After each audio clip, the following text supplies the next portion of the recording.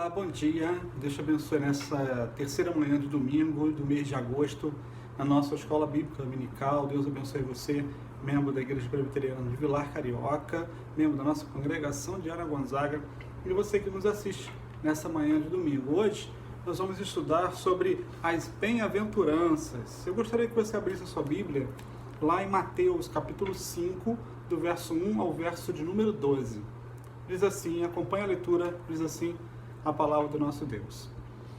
Vendo Jesus as multidões, subiu ao monte e, como se assentasse, aproximaram-se os seus discípulos, e ele passou a ensiná-los, dizendo: Bem-aventurados os humildes de espírito, porque deles é o reino dos céus. Bem-aventurados que choram, porque serão consolados. Bem-aventurados os mansos, porque herdarão a terra. Bem-aventurados que têm fome e sede de justiça, porque serão fartos. Bem-aventurados os misericordiosos, porque alcançarão misericórdia. Bem-aventurados os limpos de coração, porque verão a Deus. Bem-aventurados os pacificadores, porque serão chamados filhos de Deus. Bem-aventurados os perseguidos por causa da justiça, porque deles é o reino dos céus. Bem-aventurados sois quando por minha causa vos injuriarem e vos perseguirem, e mentindo disserem todo mal contra vós. Regozijai-vos e exultai, porque é grande o vosso galardão nos céus, pois assim perseguiram aos profetas que viveram antes de vós. E assim é dita a palavra do Senhor. Amém.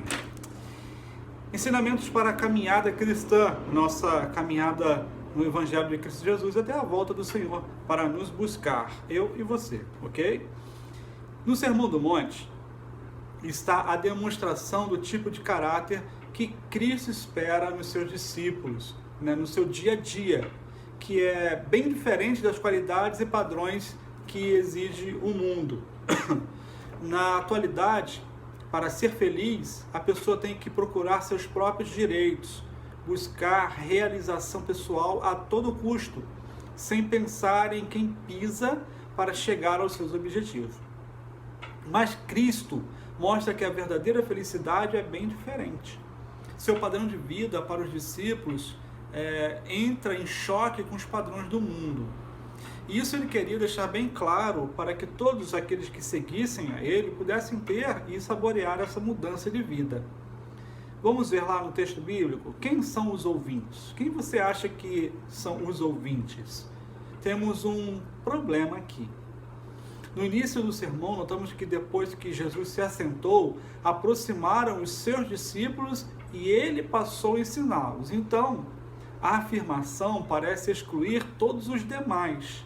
Entretanto, no final do Sermão do Monte, lemos que estavam multidões maravilhados de sua doutrina. Ou seja, ele começa com um pequeno grupo, depois ele expande para toda uma multidão que fica maravilhada.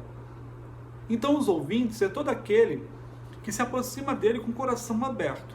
Vamos começar pelos discípulos. Jesus ele começou o seu ensino dirigindo as palavras aos seus discípulos. Jesus quis desafiá-los em relação ao seu estilo de vida, a mudar a sua mentalidade em cima daquilo que estava acontecendo na vida deles. Sua dedicação exclusiva ao serviço do reino. Ele queria que as pessoas vivessem de forma exclusiva, o seu pensamento fosse exclusivo no reino do Senhor Jesus. Não há dúvida que Jesus tivesse inicialmente os discípulos como alvo do seu ensino, está lá registrado. John Stott, ele comenta dizendo assim: as bem-aventuranças descrevem o caráter equilibrado do povo cristão.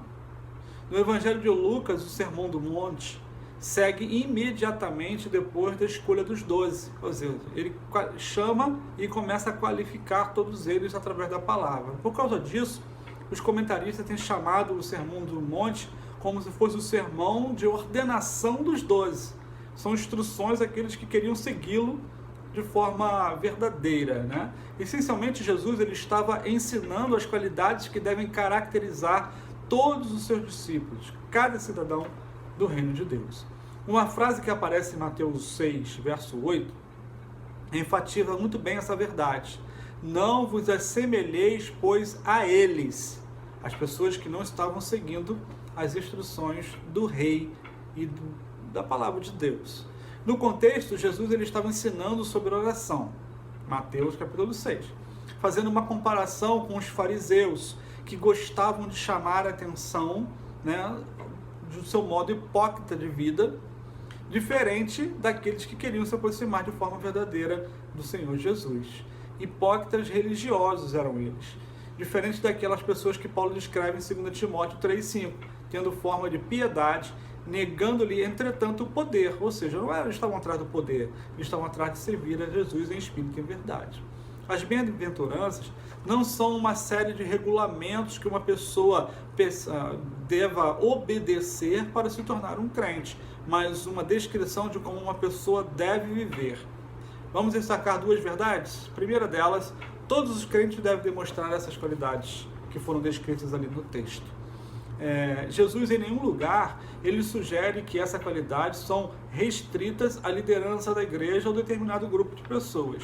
As bem-aventuranças refletem a qualidade da vida cristã normal e devem ser vistas na vida de cada crente sem exceção. Porque, e assim, se alguém está em Cristo, nova criatura é. As coisas antigas já passaram e eis que se fizeram novas. Mais um texto bíblico de 2 Coríntios para você, tá? Outra coisa também, todos os crentes devem demonstrar todas essas qualidades. John Stott, vou bater nele de vez em quando aqui, vou falar sobre ele, ele diz assim: não existem 8 grupos separados e distintos de discípulos, alguns dos quais são mansos, enquanto outros são misericordiosos, e outros ainda chamados para suportar perseguições. São antes 8 qualidades do mesmo grupo de pessoas, que ao mesmo tempo são mansas, misericordiosas, são humildes de espírito e limpas de coração, choram e têm fome, são pacificadores e são perseguidos. Alguns crentes são extrovertidos, outros introvertidos. Alguns enfrentam os problemas de maneira positiva, enquanto outros de maneira negativa, sentem muito mais o problema. Ninguém sugere que todos nós temos que ter o mesmo temperamento ou os mesmos dons. As bem-aventuranças não falam de dons, nem de temperamento, mas de características que devem ser vistas na vida daquele que pertence ao reino de Deus. Outro grupo que está presente é as multidões, aquele grupo todo que é chamado a ouvir a palavra. Não há dúvida que as multidões viram Jesus subindo ao monte e pouco a pouco se aproximaram. Enquanto o sermão visava primariamente os discípulos, Jesus ele amplia o seu ensino para todos. O discurso inclui o tipo de desafio que esperamos no fim de um sermão evangelístico. Mateus diz bem claramente no verso 13 e 14 do capítulo 7. Entrai pela porta estreita, larga é a porta, espaçosa o caminho que conduz para a perdição, e são muitos os que entram por ela, porque estreita é a porta e apertado o caminho que conduz para a vida, e são poucos os que acertam com ela. Mas cremos que as bem-aventuranças também se aplicam a todos os crentes, como Jesus fez, pois estava demonstrando as qualidades de um cristão. O que é bem-aventurança? Primeira coisa, felicidade. A primeira palavra do sermão, bem-aventurado, que seria repetida mais 7 vezes nesse trecho, chamaria a atenção de muitos. Mas isso também descreve a Bíblia, por exemplo, na linguagem de hoje, e a Bíblia viva, traduzem essa palavra como felizes. Mas isso não descreve bem o verdadeiro sentido. Don Carson, um comentarista, ele comenta o seguinte: aqueles que são abençoados geralmente são bastante felizes, mas bem-aventurança não pode ser reduzida apenas por felicidade. Em outras palavras, há pessoas que procuram felicidade por algum tempo, por meio do álcool, drogas, sexo fora do casamento ou outro tipo de coisa. Tais pessoas não podem ser consideradas abençoadas. Para elas, lampejos do que elas pensam ser a felicidade. O rei Salomão, ele era um administrador brilhante. Os textos dizem isso e falam bem claramente como que ele era bem e era inteligente para governar.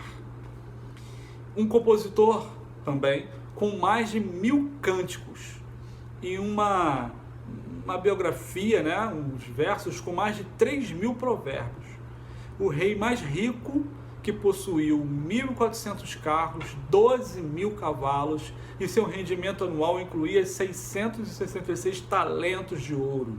1 Reis, capítulo 10, verso 14.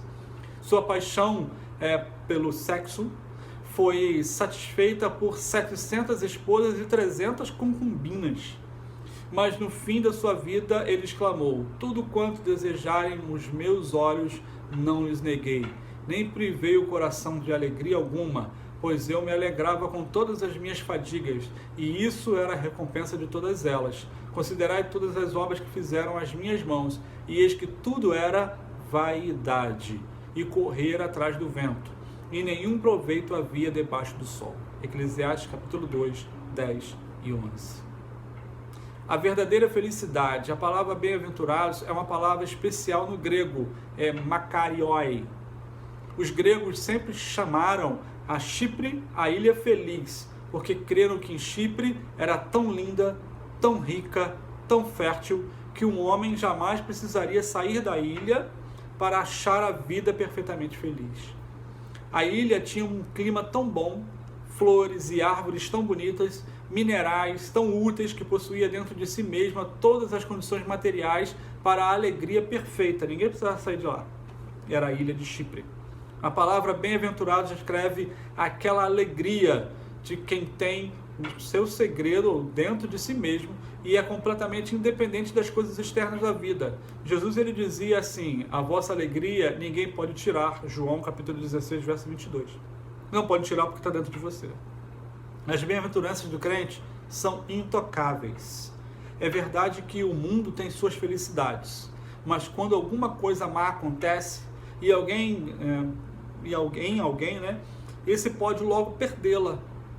Um colapso na saúde, um mau sucesso no negócio, frustrações, ambições, né, podem tirar a felicidade e criam um grande vazio que o mundo não preenche. Mas o crente tem uma alegria totalmente diferente, que nos depende, né, que não depende das circunstâncias, mas do seu estado espiritual.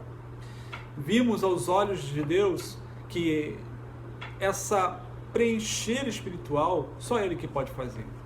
Mas eu gostaria, já encerrando o nosso estudo de hoje, pelo menos fazendo uma breve complementação, tá?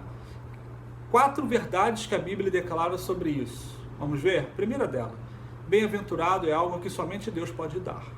Somente Ele pode dar. Eu vou te dar um versículo bíblico sobre isso. No Salmo 144, verso 15, que diz assim: bem-aventurado o povo a quem assim sucede. Sim, bem-aventurado é o povo cujo Deus é o Senhor. Outra coisa também, outra verdade, bem-aventurado é um estado que Deus deseja que o seu povo desfrute. Eu vou ler alguns textos aqui para você sentir isso. Gênesis 1, 27 e 28, ele diz assim que quando Deus criou o homem e a mulher, lemos que Deus os abençoou, assegurando o favor divino sobre eles. Outro exemplo bíblico é na bênção araônica, temos o mesmo sentido. O Senhor te abençoe e te guarde. O Senhor faça resplandecer o seu rosto sobre ti e tenha misericórdia de ti. Outra verdade, bem-aventurança, né, não depende das circunstâncias. Filipenses 4, 10, 11 diz assim: alegrai-vos sobremaneira do Senhor. Aprendi a viver contente em toda e qualquer situação. Em Corinto ele fala assim: sinto-me grandemente confortado e transbordante de júbilo em toda a nossa tribulação. 2 Coríntios 7, 4. E mais adiante, na mesma carta, lá em 2 Coríntios 12, 10, ele diz assim: pelo que sinto prazer nas minhas fraquezas, nas injúrias, nas necessidades, nas perseguições, nas angústias, por amor de Cristo, porque quando sou fraco, então é que sou forte. Última verdade. Bem-aventurança é relacionada com obediência à palavra de Deus.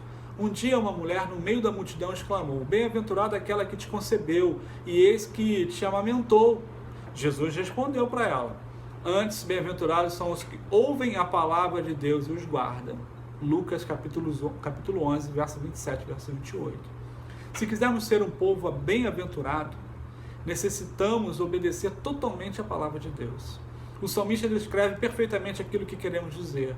Bem-aventurado o homem que não anda no conselho dos ímpios. Antes, o seu prazer está na lei do Senhor, e na sua lei medita de dia e de noite. Salmo 1. Então, reflita comigo, leve para a sua casa e para a sua semana. Que Deus possa te abençoar nesse domingo. Entretanto, no Sermão do Monte, Jesus é bem claro para nós. Se quisermos um viver que glorifique a Ele, precisamos estar dispostos a segui-lo verdadeiramente. Não podemos barganhar com Deus, e nem muito menos com o pecado. Bem-aventurado seja a tua vida entregue ao altar da glória do Senhor. Pergunta para você responder. O que você entende sobre ser bem-aventurado? O que é um cidadão do reino dos céus?